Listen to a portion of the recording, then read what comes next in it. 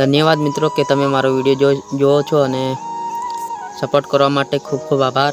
અને આજે હું તમને બતાવવા જઈ રહ્યો છું કે મારી ઓકાત કેટલી છે।